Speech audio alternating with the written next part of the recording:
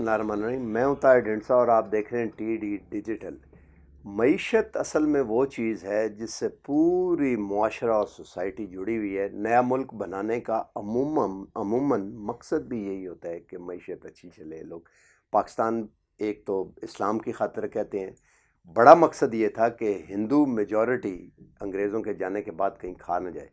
تو آج ہم تھوڑا سا انالیسز کرتے ہیں معیشت کے بارے میں کہ پاکستان کے بارے میں اس وقت جو ایک پینک سچویشن ہے وہ کیا ہے۔ میں آپ کو تھوڑا سا 1 منٹ میں پہلے بتاتا ہوں، پھر ہم اپنے ایکسپرٹ سے بات کریں گے۔ معیشت پاکستان کی جو ہے وہ کہتے ہیں دگرگوں ہے، لیکن اشارے یہ بتاتے ہیں کہ اس سال 24 ارب ڈالر کی صرف ٹیکسٹائل کی ایکسپورٹ ہونے کے امکانات ہیں، اور ٹوٹل ایکسپورٹس جو ہیں وہ 26 یا 27 بلین ڈالر تک شاید ٹچ کر جائے۔ 5 ارب ڈالر کی ٹیکسٹائل کی نئی مشینری صرف فیصل آباد میں امپورٹ ہوئی ہے، اور اس وقت کاریگر نہیں مل رہا۔ جسے ذرا بھی ٹیکسٹائل کا پتہ ہے وہ بے روزگار نہیں ہے۔ یہی حال کراچی میں ہے، اور کراچی میں اس سے زیادہ مالیت کی مشینری جو ہے وہ ایکسپورٹ ہوئی ہے۔ ریمیٹنسز جو ہیں وہ ریکارڈ ہیں، 29 ارب ڈالر کو ٹچ کرنے کے قریب ہیں۔ تو پاکستان کو ایکسٹرنل سیکٹر میں کوئی ایشو نہیں ہے۔ جو امپورٹس ہو رہی ہیں وہ کرنٹ اکاؤنٹ بڑھ رہا ہے، اس کی وجہ مین یہ ہے کہ ایک تو پیٹرولیم مہنگا ظاہر ہے، ادائیگی اس کی کرنی ہوتی ہے۔ دوسرا مشینری امپورٹ ہو رہی ہے بہت زیادہ، جو آگے گروتھ میں آئے گی کرنے کے لیے۔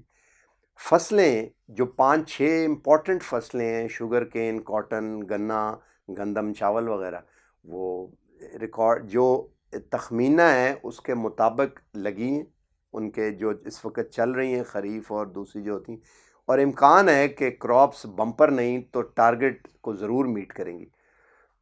پاکستان ایگریکلچر پہ چلتا ہے، ٹیکسٹائل بھی ظاہر ہے، اس پہ کاٹن پہ ابھی ہم نے امپورٹ بیلز کم ہوئی تھیں تو امپورٹ کرنی پڑی۔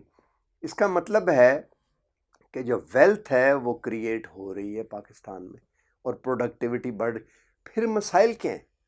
کہنے والے یہ کہتے ہیں کہ آئی ایم ایف کا جو ایگریمنٹ ہے وہ ایک ٹریپ ہے، اور انہوں نے یہ قیمتیں فار ایگزامپل 500 ارب کے اگر نئے ٹیکس نہیں بھی آتے یا آ جاتے ہیں تو سرکولر ڈیٹ پہ اس کا بال برابر فرق پڑے۔ 3 ارب کے اگر ٹریلین کے، ارب کے 3 ارب کے نہیں، 3 خرب کے 3 ٹریلین کا اگر سرکولر ڈیٹ ہے، اس میں 20 ارب اگر یا 100 ارب بھی اضافہ ہو جائے تو اس سے کیا فرق پڑے گا؟ لیکن مہنگائی ہونے سے عام آدمی جو ہے وہ بڑا پریشان ہوتا ہے، اور ہو سکتا ہے کہ وہ ٹپنگ پوائنٹ آ جائے کہ اس بہتری کی امید کے باوجود پاکستان میں مہنگائی کی وجہ سے سول انریسٹ کریٹ ہونا شروع ہو جائے۔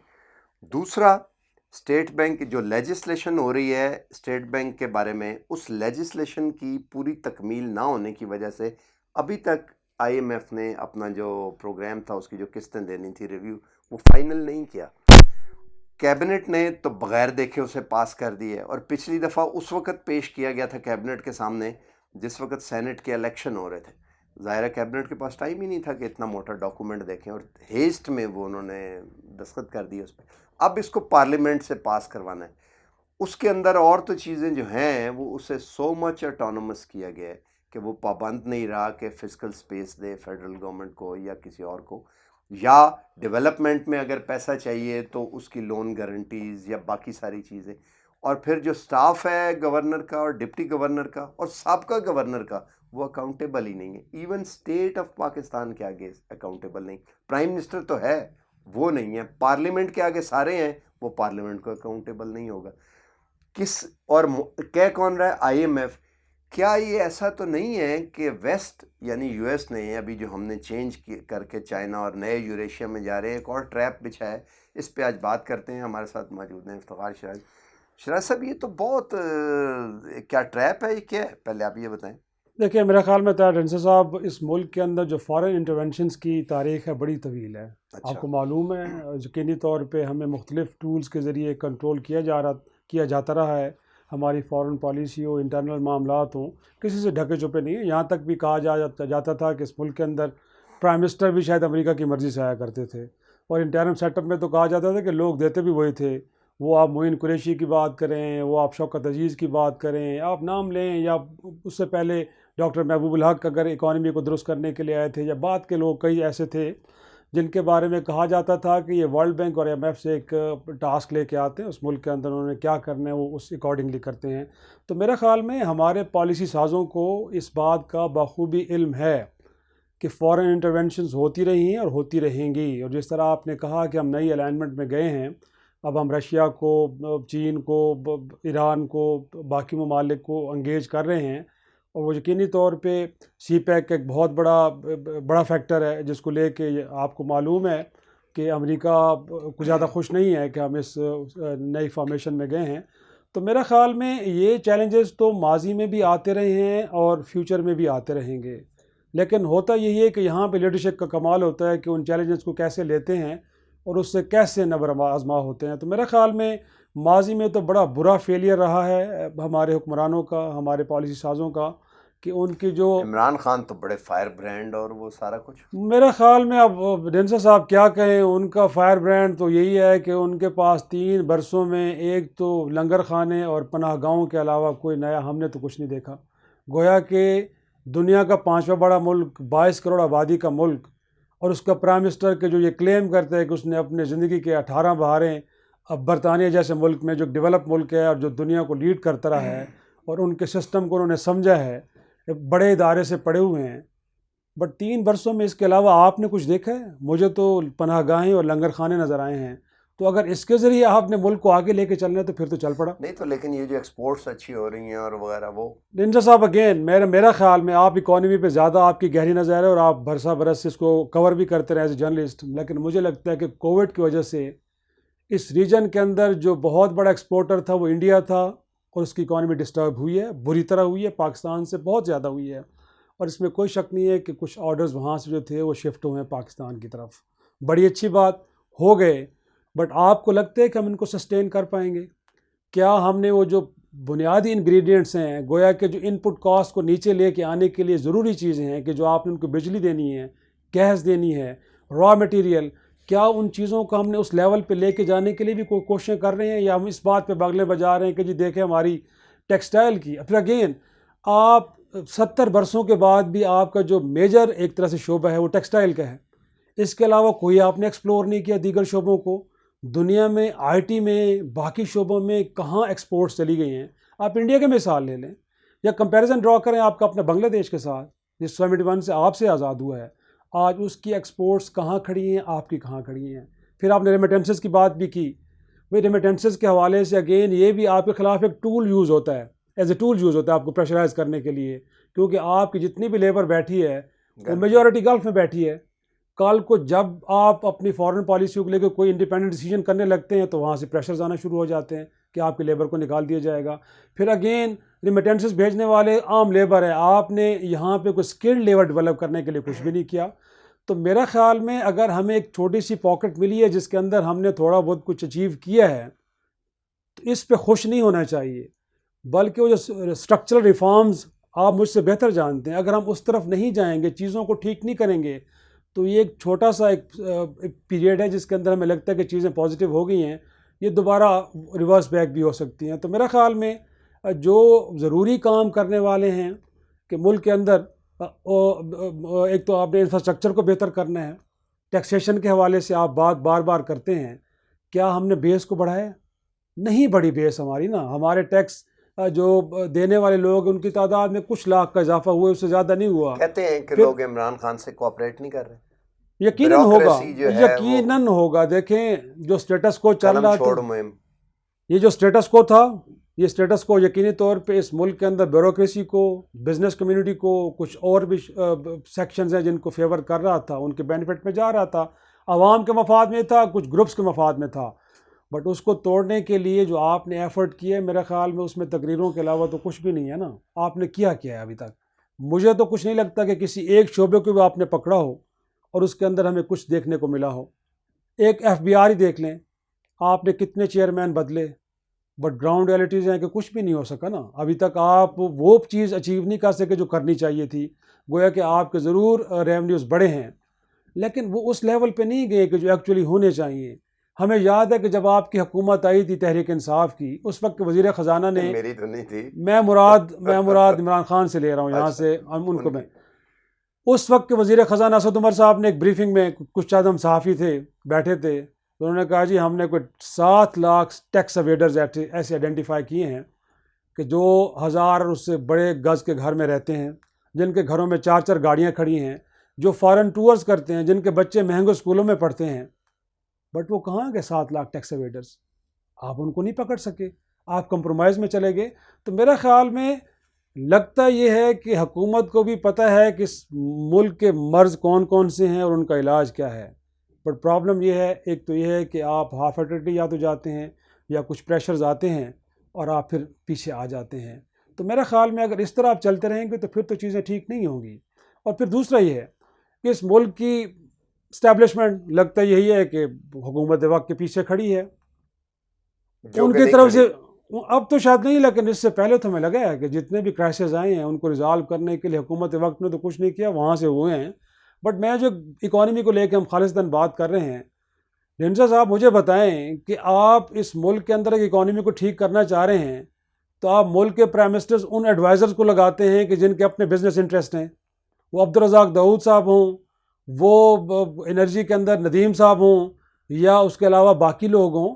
تو خدا کا واسطہ یہ لوگ تو آئل کمپنیز میں ملازمت کرتے رہیں، وہ ان کے انٹرسٹ کو سرو کریں گے یا کنٹری کے انٹرسٹ کو سرو کریں گے؟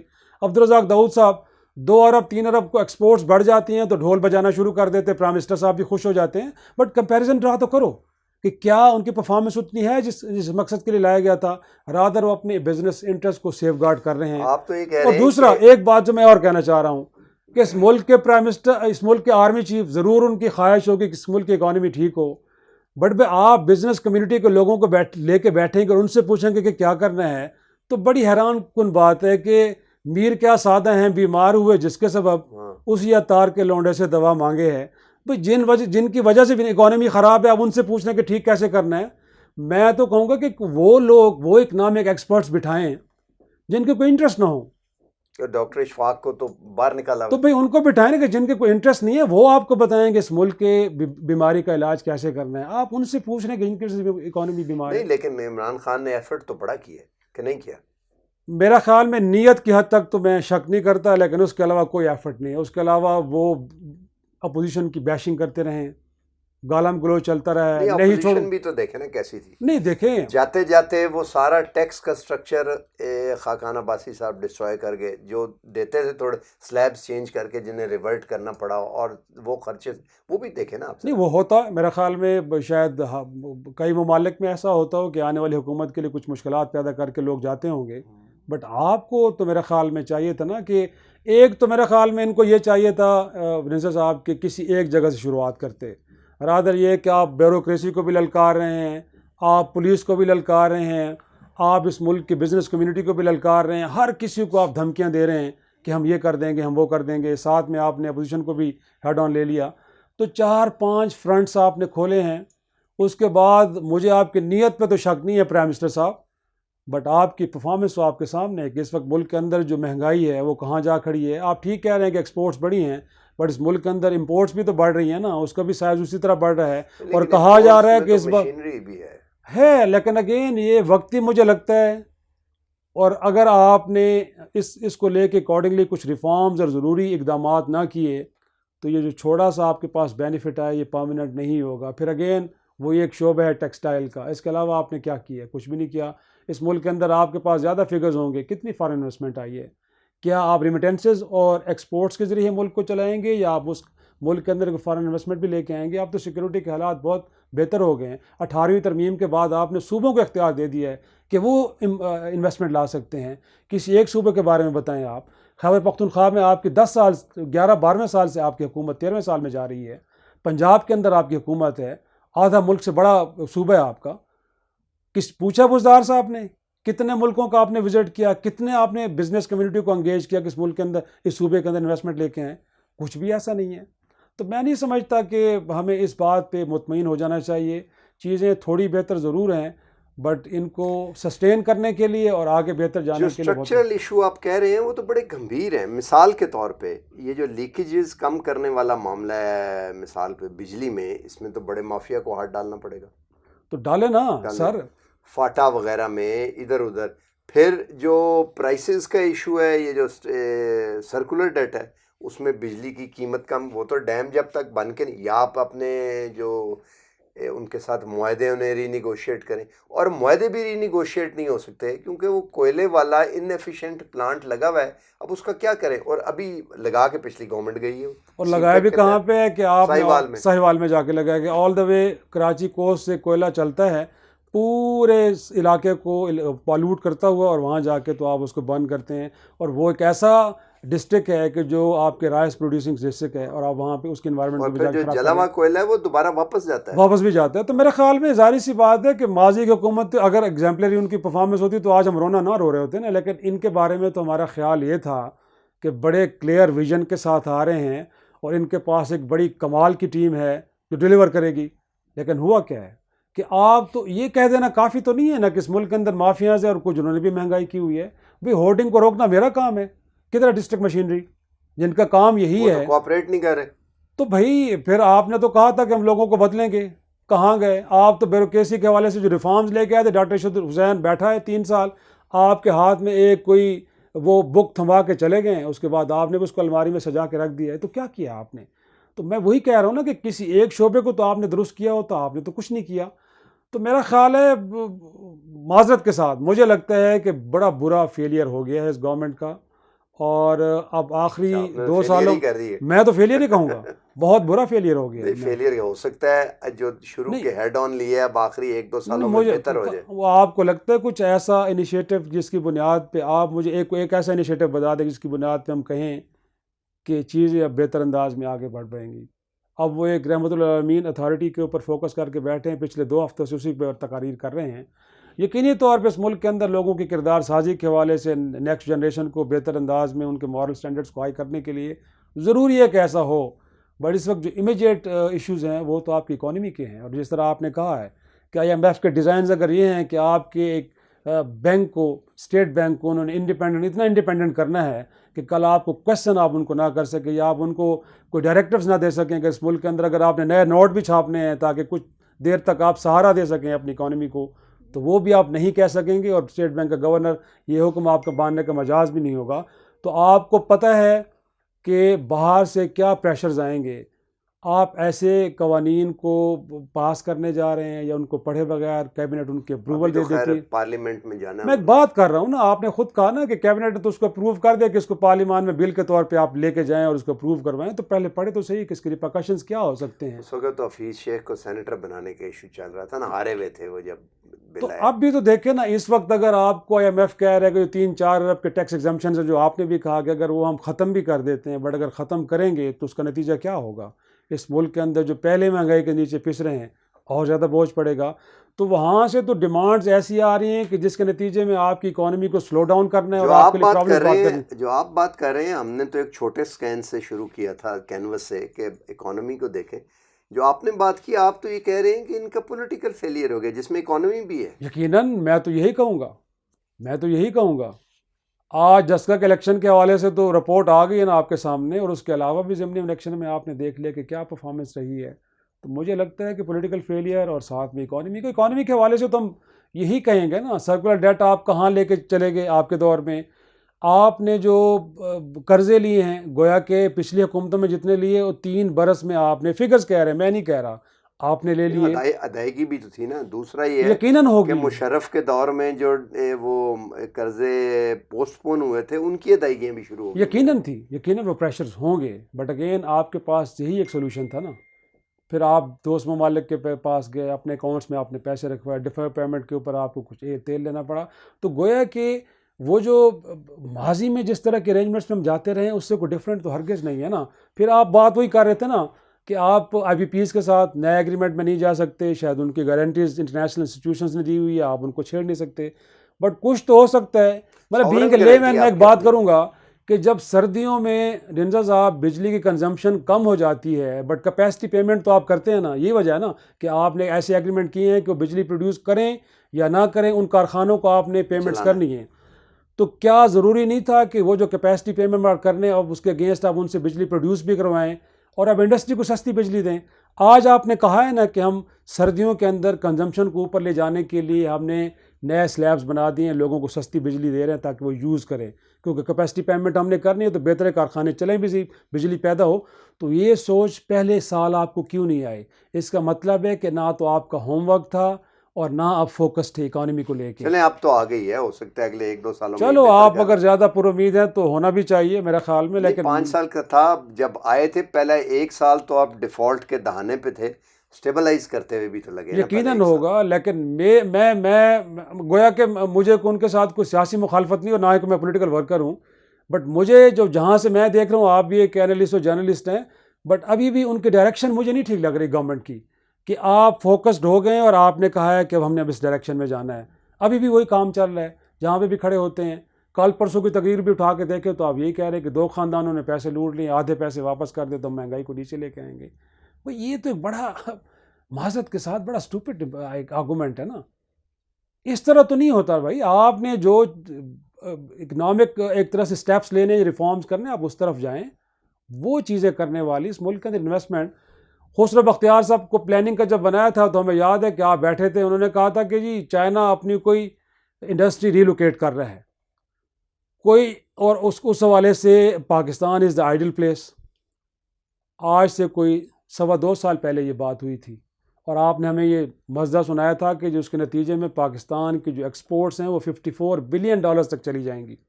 وہ انڈسٹری کہاں گئی؟ اپرچونٹی زونز آپ نے بنائے ہیں. سی پیک کو لے لیں, $25 ارب کا جو ابتدائی اس میں سے کتنے منصوبے ہیں, خود گورنمنٹ کہتے ہیں کہ IMF کی وجہ سے رکا ہوا ہے وہ بھی. تو بس سر پھر یہ پریشر جب آئیں گے تو ان کو کیسے آپ نے ٹیکل کرنا ہے؟ میں نے اور آپ نے بتانا ہے, آپ نے یا آپ کی ٹیم نے آپ کو بتانا ہے.